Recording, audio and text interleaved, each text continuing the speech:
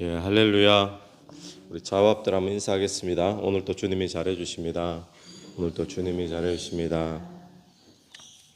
예, 오늘 예레미야 애가 본문입니다. 이 예레미야 애가는 예레미야라는 이름이 붙어 있기 때문에 이 대부분의 이제 사람들은 예레미야가 적었다 이렇게 이제 보는데, 그런데 간혹 가다가 또 안에 있는 내용들을 보면서 예레미야가 아니라 이스라엘의 멸망을 보고 또 포로로 잡혀갔던 것을 경험한 다른 사람이 적은 책일 수도 있다, 뭐 이런 이야기도 합니다만, 대체적으로 예레미야가 적은 책으로 보고 있습니다. 애가라고 나오니까 슬픈 노래 애가인데, 근데 히브리 말로 또 애가가 마치 발음이 에카 이렇게 돼요. 에카. 그러니까 히브리 말로도 예레미야 에카, 슬픈 노래. 근데 무슨 내용인가 하면요, 이 예레미야 애가의 이 이야기는 나라가 망하고 또 바벨론의 포로로 잡혀가고 여기에 대해서 이 시인데 슬픈 감정을 막 이야기를 하고 있지만, 이 나라가 왜 망했는지, 왜 포로로 잡혀갔는지 거기에 대해서 설명을 해주고 있는 시가 예레미야 애가입니다. 뭐 시편에도 뭐 여러 가지 애가들이 있죠. 애가가 나오고 성경 곳곳에 애가가 나오는데, 그런데 이 예레미야 애가는 5장으로 구성이 되어 있잖아요. 그런데 이 5장이 5편의 시로, 슬픈 시로 그렇게 구성이 되어 있는 겁니다.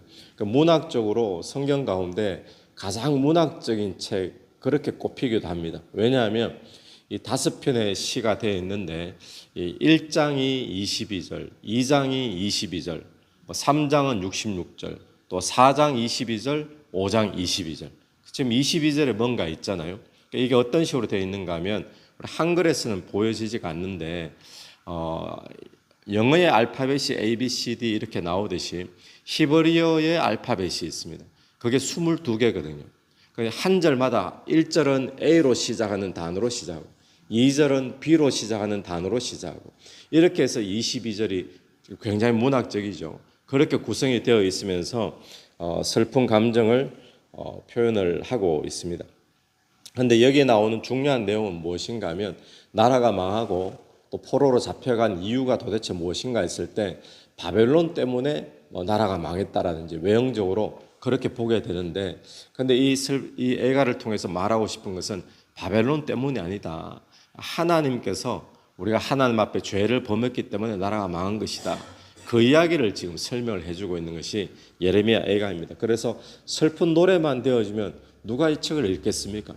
그런데 이 애가를 통해 가지고 다시 한 번 더 이 나라가 하나님 앞에 바로 서야 되겠다는, 그래서 1장, 2장, 4장, 5장, 중간에 몇 장이죠? 3장. 3장은 66절까지 되어 있거든요. 그러니까 22절의 3배잖아요. 3장이 지금 뭔가 중심이 되는데, 그 3장에서 말하고 있는 내용이 뭔가 하면, 하나님의 이런 심판이 심판으로 끝나지 아니하고 하나님 앞에 회개하면 반드시 회복해 주신다라는 회복에 대한 희망을 노래하는 게 3장에 딱 박혀 있습니다. 그러면서 이 예레미야 애가가 이야기하는 게 뭐겠습니까? 강조하고 있는 것이 회개하고 돌아가면 지금 포로로 잡혀와 있지만 이 나라는 회복되어진다. 그게 하나님의 언약이다. 이제 그것을 노래하고 있는 거죠. 그래서 오늘 1장 1절부터 11절까지 우리가 말씀을 읽었는데, 1장의 시작이 슬프다 이렇게 시작합니다. 1장도 슬프다, 아까 알파벳 순서로 된다 그랬죠. 2장도 슬프다, 또 4장도 슬프다, 또 5장도 슬프다 이렇게 이제 되어지거든요. 같은 A로 시작하니까 그렇게 먼저 시작하면서 애가가 되는데, 자, 오늘 1장 1절부터 11절까지 슬프다 이 성이요, 거기 보시면 전에는 사람들이 많았더니, 또 조금 띄어서 보십시오. 또 전에는 열국 중에 크던 자가, 또 1장 안에 또 전에는 열방 중에 공주였던 자가. 자, 전에는 이랬었는데, 전에는 이랬었는데, 전에는 사람들이 많았고, 전에는 열국 중에 크던 자고, 전에는 열방 중에 공주 같은 존귀한 자였는데, 그런데 어떻게 되었죠? 이제는 또 세 개가 이어서 나오죠. 이제는 어찌 그리 적막하게 되었느냐. 사람들이 많았었는데. 또 이제는 과부같이 되었다. 또 이제는 공주같이 그렇게 존귀하던 자가 강제 노동하는 포로로 잡혀간 그런 인생이 되었다라는 겁니다. 자, 그러면 그러고 난 다음에 2절에도 보면 뭐 같은 내용이죠. 계속 슬픔의 내용이니까 2절에도 밤에는 슬피 우니 눈물이 뺨에 흐름이여 사랑하는 자들 중에 그에게 위로하는 자가 없고 친구들도 다 배반하여 원수들이 되었도다. 이 멸망한 유다에게 더 이상 친구가 없습니다. 사랑하던 자들도 위로해 주는 자 한 사람도 없고 친구들도 옆에 위로해 주지 않고 배반하고 다 원수가 되어지고 그런 존재로 완전히 전락을 비참한 존재로 전락을 해버리는 거죠. 그러면 왜 이렇게 되어졌는가? 그 이유를 이 노래를 하면서 지금 이유를 이야기하는데 5절을 보십시오. 그의 대적들의 머리가 되고 그의 원수들이 형통함은 뭐가 많기 때문이라고요? 예, 그의 죄가 많음으로. 누가 그렇게 해요? 여호와께서 그를 공고하게 하셨습니다. 그의 죄가 많음으로. 또 8절도 보십시오. 예루살렘이 크게 범죄함으로 조속거리가 되었으니 전에 그에게 영광 돌리던 모든 사람이 그의 벗었음을 보고 업신여김이며 무엇 때문이라 그럽니까? 5절에도 그의 죄가 많음으로 또 8절에도 크게 범죄함으로. 자, 그러면 1절 말씀처럼 그렇게 존귀하고 사람들이 북적북적거리고 그랬던 귀한 자가 어떻게 이렇게 적막하게 되어지고 다 배신하게 되어지고 강제 노동하는 그런 비참한 그런 인생으로 전락하게 되어졌는가? 그 이유에 대해서 이 예레미야 예가에서는 한 가지를 계속 이야기합니다. 그것이 바로 하나님 앞에 범죄함 때문에. 자, 여기서 우리가 알 수 있는 것은 무엇입니까, 여러분? 아무리 존귀하고 잘 나가던 인생도 인생이 범죄하게 되어지면 그 인생이 결국 어떻게 된다는 거죠? 비참한 인생, 슬픔의 인생, 근심의 인생이 될 수밖에 없다라는 것을 이야기를 하고 있습니다. 원래 이 이스라엘 유다는 어떤 존재죠? 하나님께서 친백성 삼아주신 그런 민족이잖아요. 정말 세상 열국 가운데서 하나님께서 선택해 주신 어떤 민족과도 비교할 수 없는 공주 같은 자가 맞고 존귀한 자가 맞는데, 그런데 죄 때문에 어떻게 되어지죠? 죄가 그 존귀함의 영광의 빛을 다 발해버리게 만들고 오히려 가장 비참한 그런 존재로 만들어 버린다는 겁니다. 여러분, 오늘 우리가 기억해야 될 것은 오늘 우리의 인생도 하나님의 자녀라는 참으로 존귀한 인생으로 부름받은 것, 영광의 인생으로 부름받은 것, 참으로 감사한 줄로 믿습니다. 그런데 이 인생이 언제 이 영광을 바라게 될까요? 이 존귀함을 잃어버리게 될까요?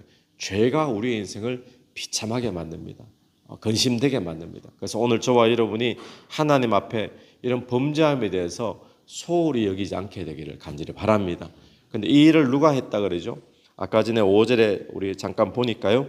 그의 죄가 많음으로 여호와께서 그를 공고하게 하셨습니다. 여호와께서 그렇죠? 여호와가 아니면 누가 그렇게 합니까? 하나님이 그렇게 하시는데, 그럼 왜 하나님이 이들에게 그런 환난을 주셨는가? 뭐 때문에 주셨을까요? 하나님께서 목적이 있을 거 아니에요. 징계하시는 목적, 이렇게 비참하게 만드시는 목적, 망하게 만드시는 목적. 무슨 목적으로 하나님께서는 자기가 친백성 삼아놓고 이렇게 하시죠? 죄를 다루기를 원합니다. 죄를 다루기를 원하신다. 죄가 다루어져야 하나님의 친백성답게 살 수 있는 겁니다. 거룩해지는 거죠. 구별되게 살 수 있는 거죠. 그래서 오늘 하나님의 백성에게 하나님이 뭘 원하시는가? 더러운 죄를 다 벗겨내기를 원하시고, 그러면 어떻게 되어지죠? 하나님의 백성답게 구별되게 거룩한 존재로 살아갈 수가 있는 거죠. 하나님의 백성에게는 거룩이라는 것이 생명과 같은 겁니다. 그러니까 이런 겁니다. 예레미야서의 주제는 뭐냐?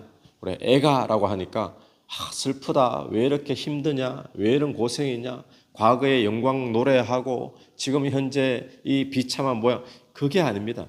이 예레미야 애가의 주제는 그럼 뭐가 되어지는 거죠? 주제는 거룩입니다. 거룩.